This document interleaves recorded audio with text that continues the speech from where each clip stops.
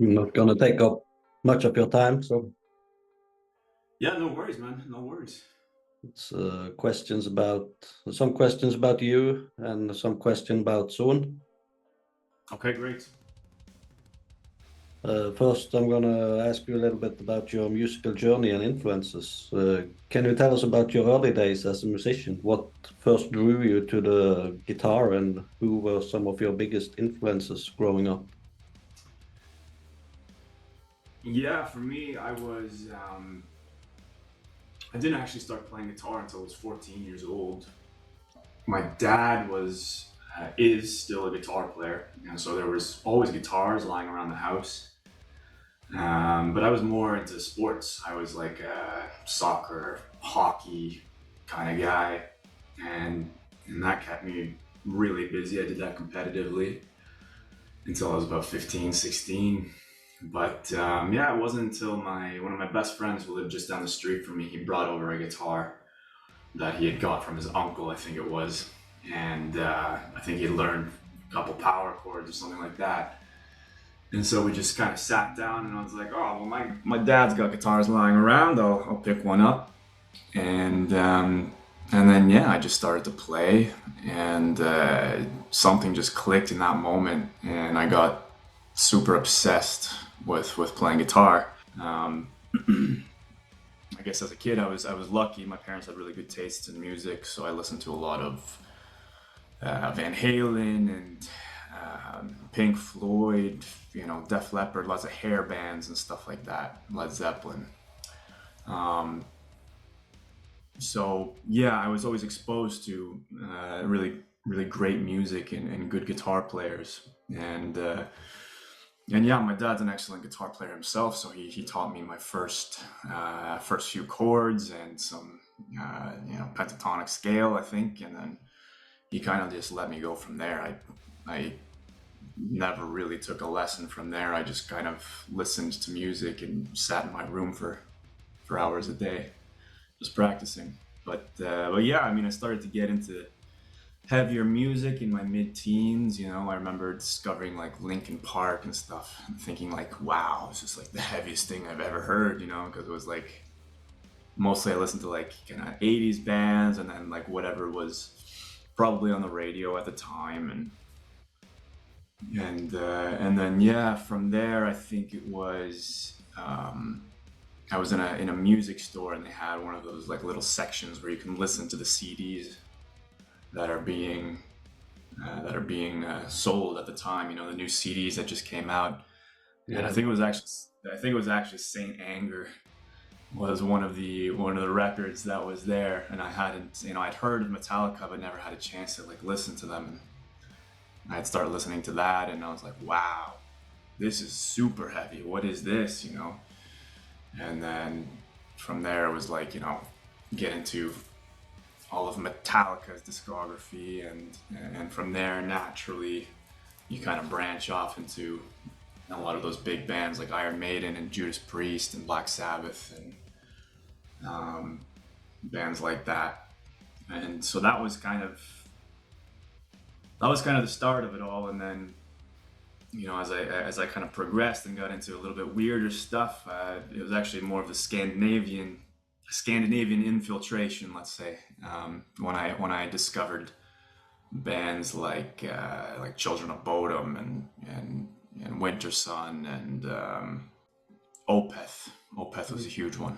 Opeth was a huge one, and is one of the main reasons I played Paul Reed Smith guitars was seeing, watching their DVDs and and just kind of wanting to play music like that, where it's like just felt like you could do anything. You could do clean stuff, heavy stuff. You could sing, you could growl, and then yeah, I mean, that's those were my formative years, I would say. And then now I listen to a little bit of everything. yeah. Now you're listening to good music. What's good music is good music. No, What's good no, music is good music. Yeah, yeah, yeah. no matter the Um, genre. yeah, exactly, exactly. And it's the same with all the guys in the band, really, as well. I mean, we're a metal band, but when we're hanging out together, we're listening to a lot of non-metal stuff. It's just good music, doesn't matter what it is. Yeah. Yeah. Your style has a unique blend of precision and emotion. How did you develop your playing style, and what artists or genres have had the most impact on your approach to the guitar? You just mentioned Opeth. Mm-hmm. Yeah. Opeth was a big one. I guess. I mean, I've kind of had this duality, I guess, in what I like to do, where it's like, a lot of guitar players, they love to do the shred thing, right? You just want to. I guess maybe it's me coming from sports and being kind of a person who just wants to always, like, you always want to get to the next level or something. Yeah. You want to see how far you can push yourself. Um, so there's always that kind of thing, and like, guitar players like Paul Gilbert, Van Halen, Alexi Leo was a big one for me. I'd say he is probably, when it comes to more fast kind of melodic playing, I think he's probably my biggest influence. I used to watch the Children of Bodom live in Stockholm DVD almost every day when I would come home from school, like as a teenager. I just loved it. I couldn't get enough of it. And but at the same time, the shred thing for me didn't really scratch the itch of like wanting to maybe express myself in the way that I wanted to. So for me, I would listen to somebody like David Gilmour, and I could listen to his solos, and it feels like, we use the word soul a lot, but it really feels like somebody's soul is just like screaming or something. Like there's some sort of it's some sort of it's almost a language that is like transcendental or something. And to me, I would listen to those solos, and I would just feel something. I would feel something, and that's kind of how I wanted my solos to be. I wanted them to be emotional. I just wanted them to be honest, really. And so I guess, some people say, oh, I can hear David Gilmour in your playing, and that's a very fair statement, because when you kind of when you listen to these players that make you feel something, then naturally I think you're going to start to sound that way as well, because maybe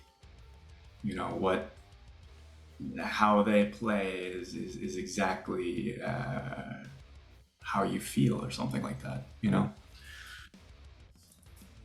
But yeah, so it's fun. I mean, Soen is sort of the perfect band for me to land in, because I can kind of do a little bit of both things, and that's really nice for me. Yeah. A little about your experience with Soen. There has a distinct and evolving sound that blends both progressive metal with rich melodic elements. And how did you come to join the band, and what has your journey with Soen been like so far? Yeah, so it was 2018. I actually just got a message from Martin Lopez in my Instagram DMs, saying, "Hey Cody, it's Martin, ex Opeth, current Soen drummer.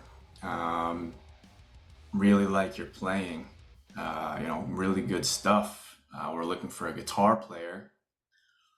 Email me at this email." And I thought it was a prank at first. I thought somebody was pranking me, because I'm a huge Opeth fan. Yeah, of course. Martin's one of my favorite drummers in the world. Yeah. And and you know, his profile was quite private and everything as well. So I thought, this can't be the real Martin. And you know, his profile picture was kind of a silly thing as well. And yeah, there's just no way this can be the real Martin Lopez. But the email he gave me seemed kind of legit, so I reached out to him, and sure enough, it was him. And he wanted me to audition for the band, and yeah, so I had like a few days to learn a couple of songs and audition, and it ended up working out. I mean, it was kind of crazy. I didn't even know where the band was based. I didn't know if I was gonna have to move or whatever or anything like that. But I just said, you know, fuck it. This is the chance that every guitar player dreams of. You know, I'm gonna try to. I want to do this. I want to do this.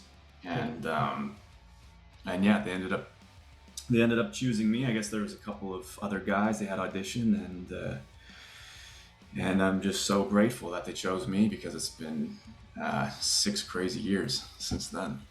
Did you need to fly to the audition, or did you do it at home, or did they come to you, or? I did it at home. One of the best friend that I mentioned earlier, who actually introduced me to guitar, he's now a videographer.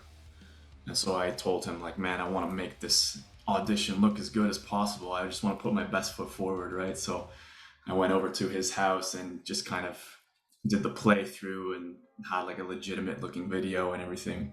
So once again, he was there to really help me out with that. And yeah, that I just sent them the video, and they chose me. It wasn't long after I was, you know, doing a little Skype call with Martin, and he was like, all right, let's do this. You know, you've got this many months. I think it was 3 or 4 months to, you know, write my parts for the Lotus record, because they had just started with that record. That album is, yeah, I get goosebumps only thinking about it. It's so fucking amazing. Oh, right on, man, right on. Yeah, it was a special album, man. And so I had, yeah, a few months to write my parts for that, and also learn a set list, because my first show with Soen was actually Wacken open air. So yeah, thrown right into the fire with that one. But everything went well, and the record turned out great. And I just remember I was writing my guitar parts for Lotus in my house. It was one of the hottest summers we've had here, 2018. Had no air conditioning in my shitty little apartment, and just being in nothing but my underwear, sweating my ass off, you know, writing these guitar parts and the solos and everything. And we ended up, you know, I sent the solos over, and then eventually I was in Sweden after, maybe it was before or after Wacken, and we were in the studio just putting some final touches on everything. But everything turned out great. It was a very, very crazy year. Yeah. You just said a little bit about your songwriting, but can you walk us through your role in the songwriting process with Soen, and how do you contribute to the development of the band's music, both in terms of composition and arrangement? Yeah, I mean, the way Soen generally works is, you know, Martin kind of writes the foundation of most of the music. He's kind of the driving force behind that. Everybody is obviously welcome to contribute riffs, ideas, things like that. You know, I've helped with the lyrics on all the albums I've been on, just because I am the sole native English speaker in the band. So sometimes it's, you know, Martin will kind of write the gist of it, and then I just have to rearrange some stuff, some words, or, you know, choose different words, make the sentences work. come up with parts you here and there. you are there. Google Translate. Mm-hmm. Mm-hmm. No, the Martin's English is excellent, anyways. So um, there's not always a lot for me to have to fix. Yeah. But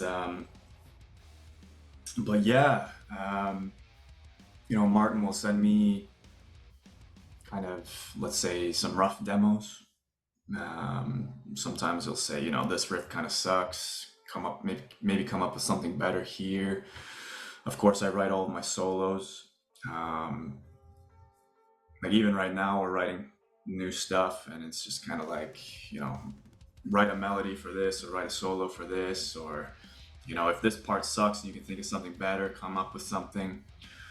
So it's very collaborative, which I love. And then like for Memorial, for example, I did a lot of writing with Martin while I was in Stockholm in the summer, because I spent a lot of time in Stockholm during the festival season. It doesn't really make sense for me to fly back to Canada after every festival, when the festivals are predominantly every weekend, right? So I just chill in Stockholm in between, and I stayed at Martin's place for many weeks, and we would just wake up in the morning, have a coffee, and just grind for 8 hours a day, kind of thing. Like, just the way he works is he's got like 70 different songs happening at a time, and just kind of seeing what's shit, what's good. Maybe there's a golden nugget from this song and a golden nugget from this song. Maybe they'll go good together. We're just kind of figuring stuff out, and yeah, it's you kind of go a little bit insane, and it's chaotic, and but in the end, somehow things always turn out really nice. I mean, we've been really happy with all the records that I've been a part of. We've been really happy with them all, and yeah, we're getting more and more accustomed to this whole collaborative process, just the ease of sending files back and forth, and even just using our DAWs. I mean, like, you should have heard the demos in the Lotus era. I mean, they were so bad compared to the demos that we do now. Yeah. It's just like, you could hear one of the demos of, I don't know, maybe Covenant, for example, on the Lotus record, and you'd be like, there's no way this is going to be a good song. And then, you go into the studio and everything sounds way better, and you do all the production and everything, and it sounds great. Yeah. But now I think we're all kind of getting better at thinking about the whole picture and the production and everything like that. And so yeah, I mean, it's like I said, it's fun. It's a fun collaborative process, and everybody kind of contributes in their own way. Yeah. Because Soen's music often explores deep and complex themes. Mm-hmm. How do you and the band approach the creation? Not only musically intricate, but also emotional, resonant. Yeah, I think our music definitely has this calling to be this kind of, I don't know, it's I'm not even sure which words to use, really. I mean, it's a lot of, sort of bringing people together. We talk about taking care of of each other, of the earth.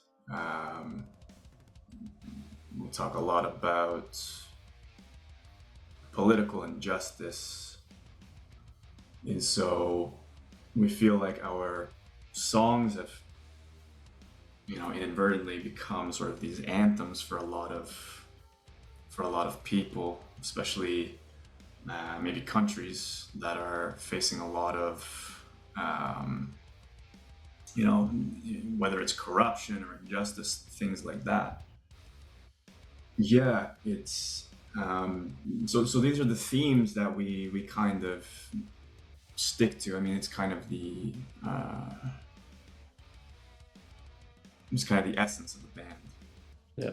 And you know, like I said, Martin is kind of spearheading the lyrical writing and and and yeah, it just kind of goes from there.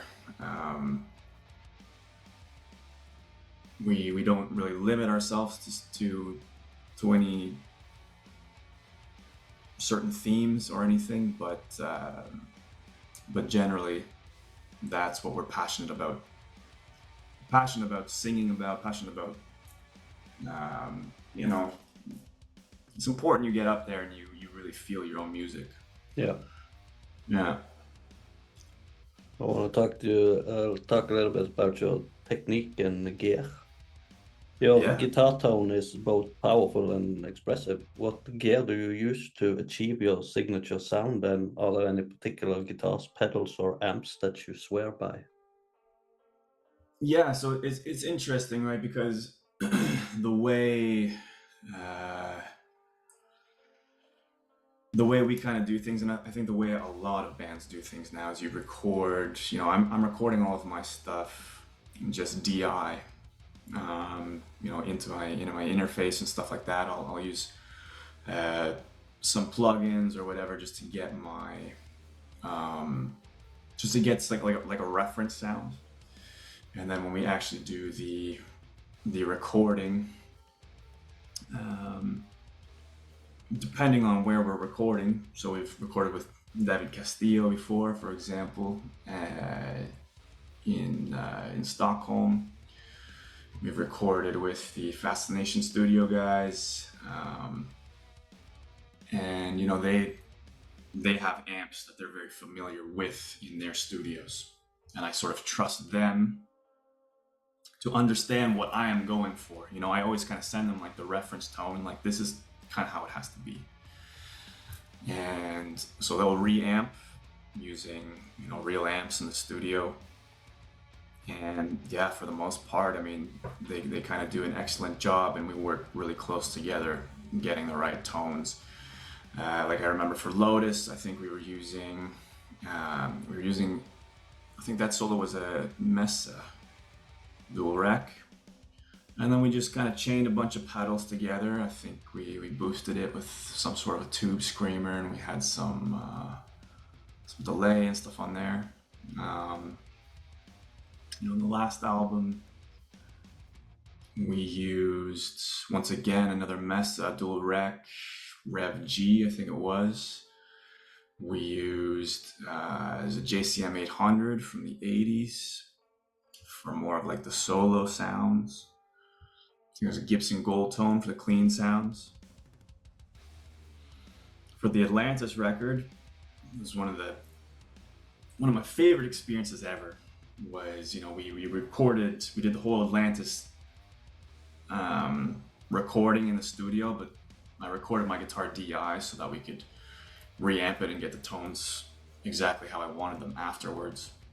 And so I went into the studio with David Castillo in Grondal, and we took a Diesel VH4, awesome amp, and we just said, you know, let's choose one amp to just do everything. And so for all the clean sounds, all the super dirty sounds, everything in between, you know, that amp's got 4 channels, so we're able to just, like, you know, he would play back the part, and I would just be in the, you know, in the room with the amp, just dialing the knobs exactly how I wanted the tones. And it was, for me, like, that was just so fun to, like, just be there, hands on, exactly this much amount of gain to take away the bass, you know, boost the treble a bit, you know, that kind of stuff. I love that. But live nowadays, I'm using a quad Cortex. it's I got in with these guys quite early, and they've just been so good to me and to the band, um, with their, you know, customer service and their artist relations. And yeah, I can't say enough good things about these guys, and the unit sounds fantastic. So live, I'm typically using 5150s with, you know, I'll send that to a couple different amps, or a couple different cabs, I should say. Sorry, you know, usually maybe a Mesa with V30s, and then maybe a Marshall with greenbacks.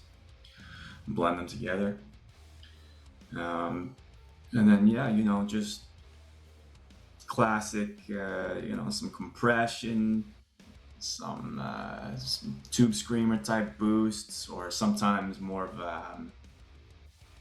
of a clone type boost, depending on what you want, right? Because the tube screamer is like more of a 750, and the clone is a little bit more like 1K. So you want a more MIDI, or like a little bit crispier. Yeah, I mean, you know, I'm just always experimenting with stuff. I've used 5150s. I've also used the Friedman BE100 live, great amp as well. But yeah, I mean, I think the thing is that you just need to understand how to get the tone that you want in your head. It comes with a lot of like watching gear videos, and shout out to That Pedal Show. If you're a guitar player, watch that stuff, man. I mean, that's just excellent education on how to get good guitar sounds. Because honestly, before I started watching that YouTube channel, I didn't know shit really about, you know, guitar pedals and signal chains and gain staging, you know, which modulation to use where, and that kind of stuff. So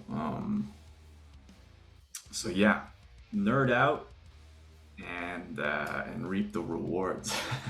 Yeah. How do you approach crafting solos or lead parts for Soen's music? Do you have a specific process, or is it more about feeling of what the song needs? Yeah, I mean, ultimately, it's just about feeling what the song needs. I mean, you can always break things down into guitar theory. You know, if you want to get nerdy about it, everything can be explained theoretically, but I'm not really thinking about theory too much when I go to do my solos. Theory is always there to kind of like inspire maybe some ideas a little bit outside of the box that I'm normally thinking of. But typically I just try to play what I hear in my head, or you know, I might just do a couple of scratch runs over the track a couple of times, see if there's anything good there that I want to keep. Yeah, I mean, some solos they come out just like that. Some solos might take me a week, maybe even 2 weeks to really get it right. Yeah, the whole constructing solos thing is it can be a maddening process, honestly, because you know, I'm very particular that I need to feel something from them. I need to be happy with them. And you know, you're putting your stamp on time, man. I mean, this is the stuff that just lives beyond you, right? And you want to get them right. So, but at the same time, you understand perfection or something like that doesn't really exist. Just do your best, feel it, and if you feel like it serves the song, that's the most important thing. I have like this question, not just for you, but for guitarists. Often have to balance their technical proficiency with conveying emotion. How do you ensure that your playing always serves the song rather than just showcasing technical skills? Yeah, I guess it just comes from experience and listening to music. When I listen to a Children of Bodom song, I want to hear a really cool shredtastic solo, right? But I wouldn't want to hear that in a Pink Floyd song. So it's like just kind of understanding, engaging the song. When a song needs a lot of energy, you might need some faster runs. Um, you might need big bends and big delay and wider vibrato or whatever. Yeah, it's a feeling thing. It's a hard thing to explain, really. Um, but yeah, I mean, this is one of the reasons the guys kind of liked my playing. I think they told me when I auditioned, I had to play over a ballad. I needed to do a solo over a ballad. I think it was Lucidity or something.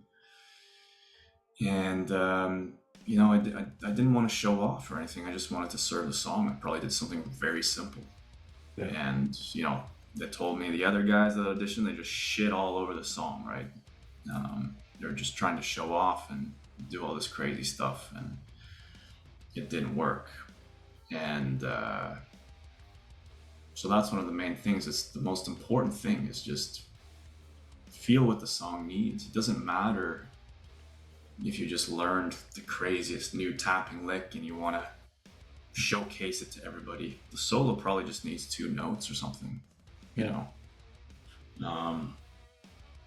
So yeah, it's just about gauging what the song needs. We have ballads. The ballads are always going to be more soulful solos. Not too, the guitar is not too distorted. Edge of breakup, maybe kind of tones. And then you're going to have the faster songs that need something a little bit more in your face and with some attitude. And that's where kind of the technical stuff shines a little bit more. Yeah. A little bit about the creative process and future projects. Soen's music has evolved in every album. How do you, as a band, keep pushing the boundaries of your sound, and what can fans expect from the future release? Yeah, it's interesting because there's always this. I think there's this important thing where you need to understand that having your own sort of style is very important. Think of a band like AC/DC or something. They don't give a fuck that they've used the same 3 chords in every song or whatever. That is their style, right? That is their style. That is their sound. That's what they like to do. Us on the other hand, we understand this, but also understand the need and the want to evolve, and so balancing that is very important. Because you can't just like turn into a blues band all of a sudden or something. But you always want to keep things fresh, and that's very important. And so I think every album is sort of evolving in a kind of a gradual way. I think we're definitely, I guess the last few albums have definitely trended towards like more of like a metal sound rather than like on the progressive side of the spectrum. Of course we still keep the progressiveness alive. That's very important for us. But yeah, on the last album we introduced a lot of different textures, synth sounds and stuff that we've never really done before. We've kind of stuck to more traditional keyboard sounds in the past, and so this was like a little bit more of a modern choice for us, which was really, for me, a very welcomed change. I really like it. And Joel added some grit to his vocals. I mean, Joel especially is always evolving. I mean, on Imperial, he's hitting notes that he was never ever able to hit before. His vocal range is like increasing with every album. Memorial, all of a sudden, he's like worked on adding a bit of rasp, so like the heavier songs are sounding like even more aggressive. So yeah, I mean, now we're just kind of continuing with that, seeing what we can sort of add to to feel that evolution continue, but all while sticking to the roots as well. And yeah, it's a fun process. It's a fun process. It's exciting. I mean, the stuff that we're working on now, it's sounding excellent. Sounding excellent. Yeah, that was my next question: is of if there are any upcoming projects, collaborations, or personal endeavors that you're particularly excited about, and what's next for you? Yeah. Well, what's next is, I mean, Soen, takes up most of my time, I would say. So that's what I'm working on right now. So we're working on the next album. If everything goes well, we'll start recording either later this year or early next year. We'll see what happens. And then other than that, I'm always kind of working on my own stuff. I definitely dream of releasing some of my own music at some point. It's just finding the time for that it takes a lot of discipline, and I'm getting better at it slowly. I have another band, No Mistakes in Space. It's been a little bit on hiatus, I guess. I mean, since I've joined Soen, some of the members of the band also moved to Vancouver as well. So we've got like probably an EP ready to just record. So I want to get around to that as well. But yeah, man, yeah, Soen is kind of where it's at right now, what I'm focusing on, and yeah, I'm just excited to see what shit we churn out next. Yeah, thank you.